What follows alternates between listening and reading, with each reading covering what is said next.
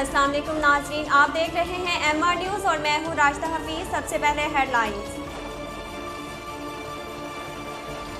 Karachi माड़ीपुरी मछेरा colony इस्लामी कांटा के करीब ट्रैफिक हादसा, एक शख्स जाँ बहक होने वाले शख्स को छिपा एम्बुलेंस के जरिए सिविल अस्पताल मुंतकिल किया जा रहा है, जिसकी शनाख्त ताहाल ना हो सकी।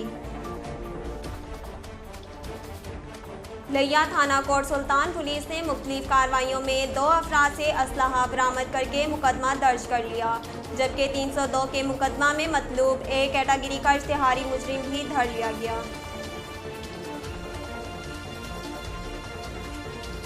शहर करोड़ लालिसन से आवाज़ दो प्रोजेक्ट, जो कि लोगों की फलाह बहबूद और उनके मसाइल के हल की निशानदाही और मुआवनत करता है, जैसा कि लोगों के पैदाइशी सर्टिफिकेट, बे फॉर्म और शनाख्ती कार्ड वगैरह। इस सिलसिले में तहसील करोड़ के चक शाहपुरा 116 में आवाज़ दो प्रोजेक्ट ने लोगों की सहूलत के लिए नादरा वैन का इस्तेमाल किया और लोगों के शनाख्ती कार्ड बनवाने पर लोगों ने आवाज़ दो की टीम और समिया हनीफ का शुक्रिया अदा किया।